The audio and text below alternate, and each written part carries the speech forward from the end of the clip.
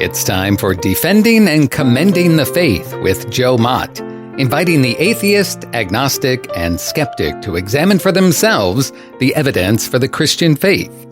We are all limited by what we do not know and by the things we think we know but are not true. Dr. Joe Mott earned his PhD at LSU and was a distinguished math professor at Florida State University for 38 years, helping to write 3 math textbooks and authoring over 30 research articles in math. He is now the host of this radio program, Defending and Commending the Faith.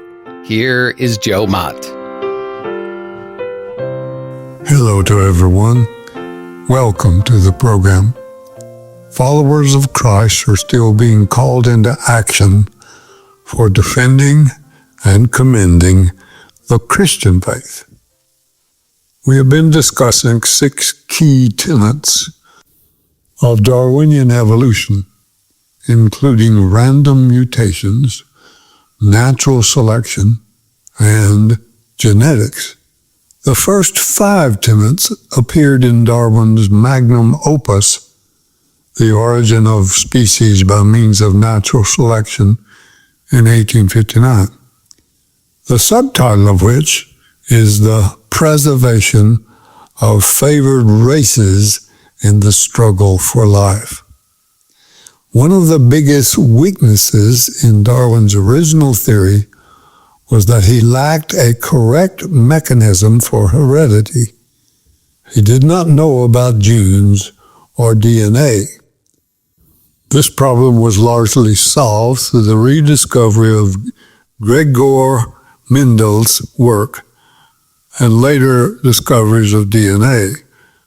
The last tenet is that geneticists married Mendel's laws of inheritance into Darwin's theory so that it elevates Darwin's original theory into what is now called neo-Darwinism, or the modern synthesis.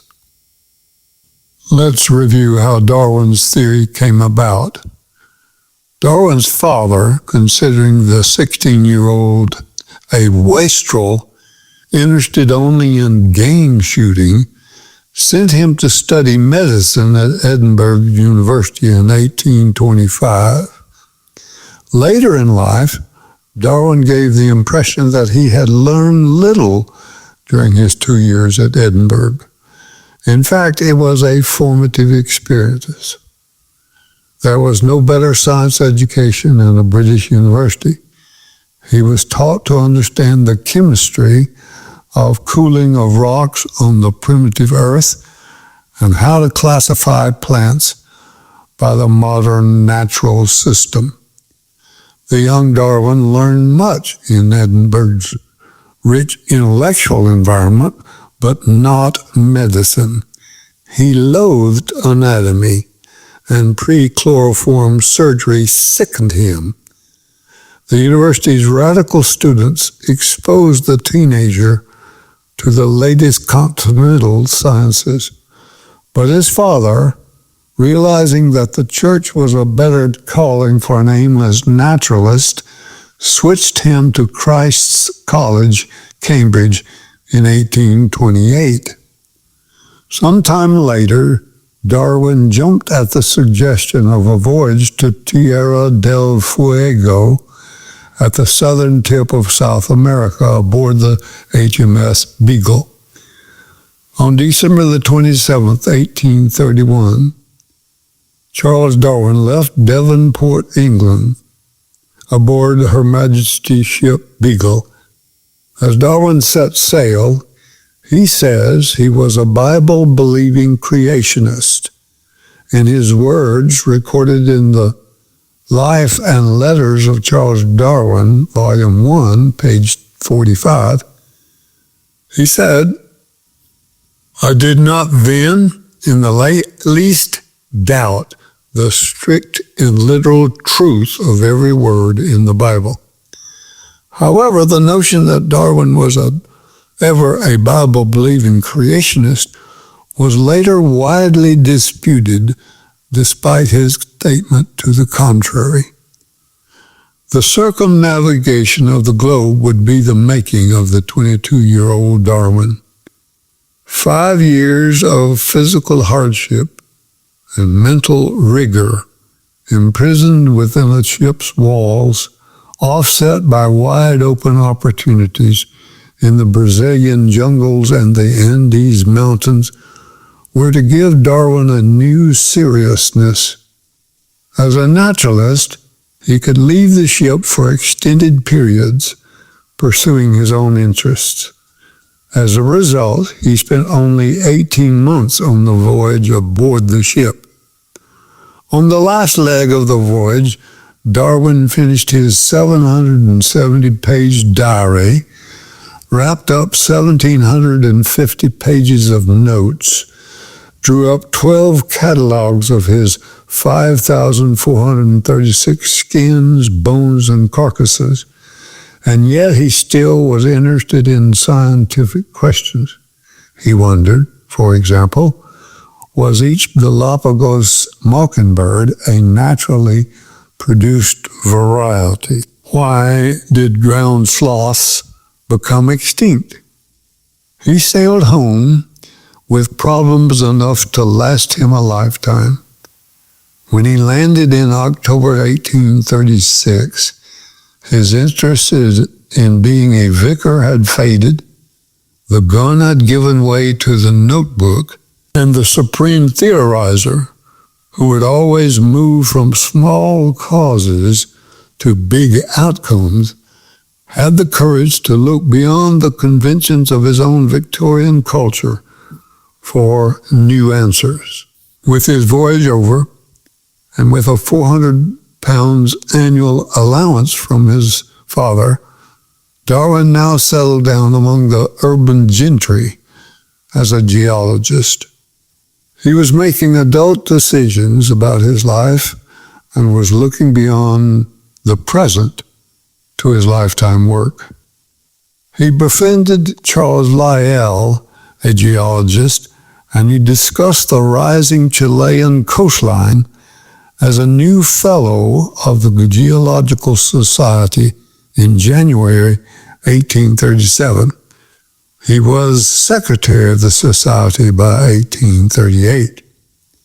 Darwin became well known through his diary's publication of the Journal of Researches into the Geology and Natural History of the various countries visited by HMS Beagle in 1839.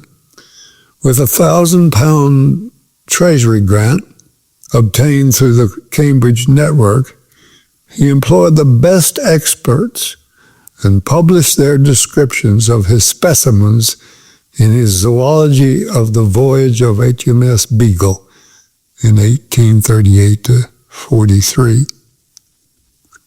Darwin's star had risen, and he was now lionized in London. Darwin formulated his bold theory of evolution in private in 1837 to 39 after returning from the voyage around the world. But it was not until 2 decades later that he finally gave it full public expression in the 1859 book On the Origin of Species, a book that has deeply influenced modern Western society and thought.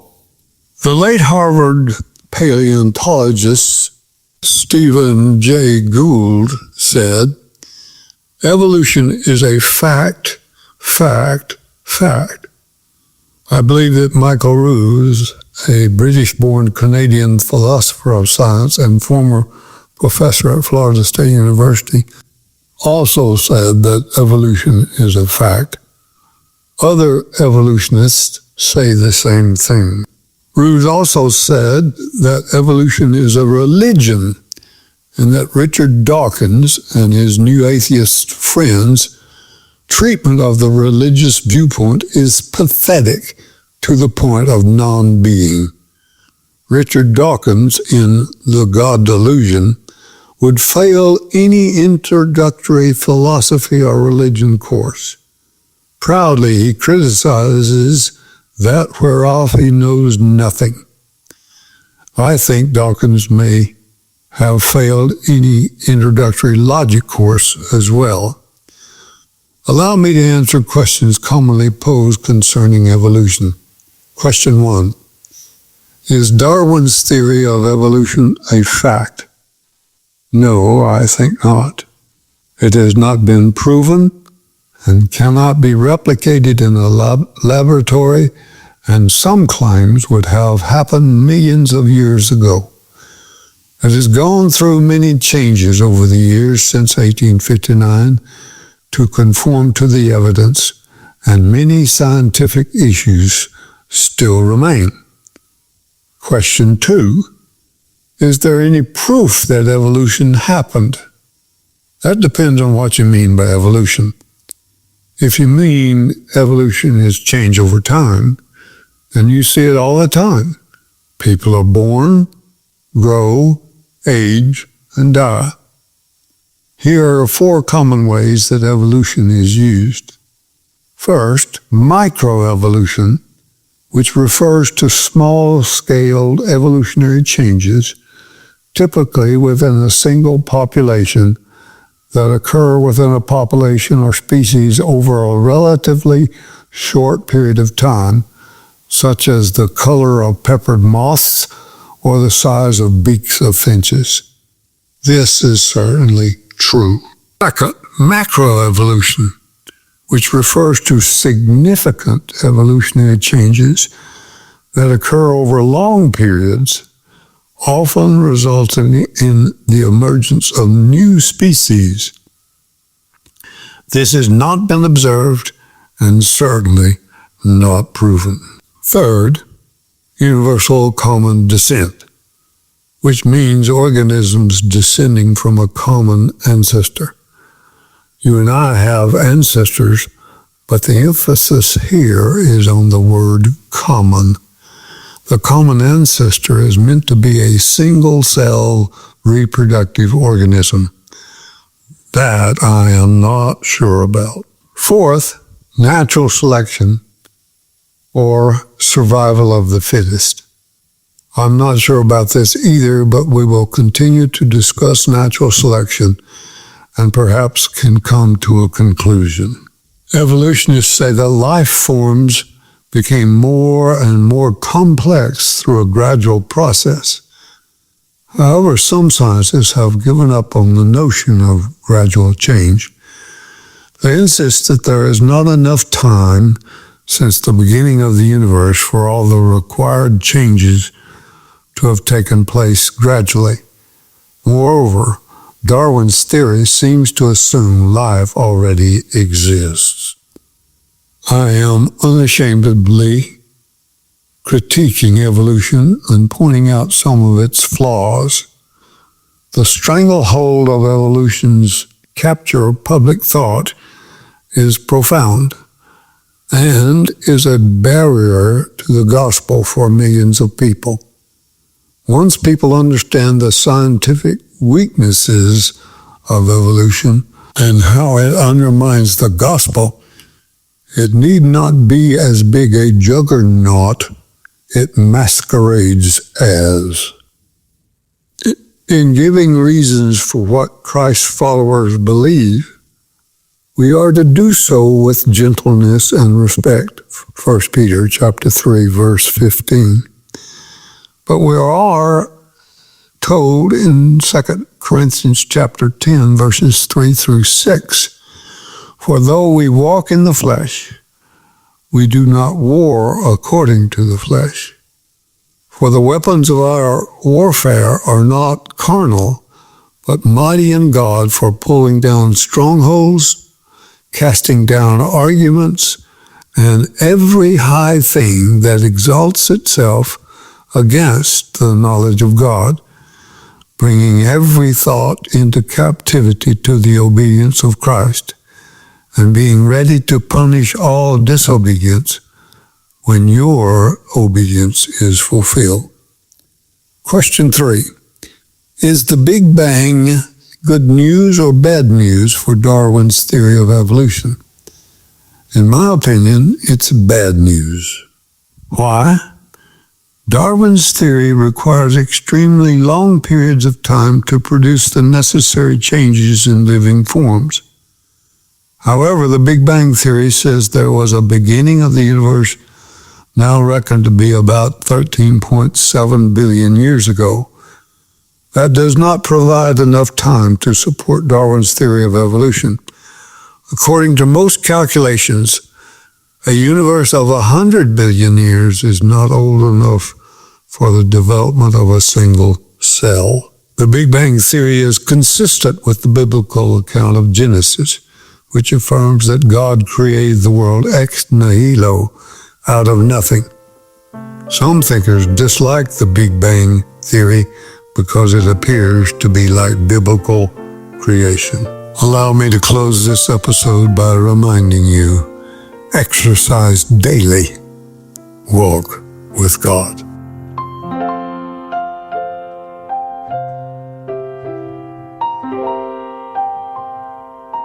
Thank you for listening to Defending and Commending the Faith with Joe Mott, a production of Wave 94 Radio in Tallahassee, Florida. If you have any questions or comments for Joe, please forward them to Doug Apple at Wave94 at this email address, dougapple@wave94.com. And be sure to join us every Monday evening at 6:45 p.m. on Wave 94 and subscribe through your favorite podcast app. Defending and Commending the Faith with Joe Mott.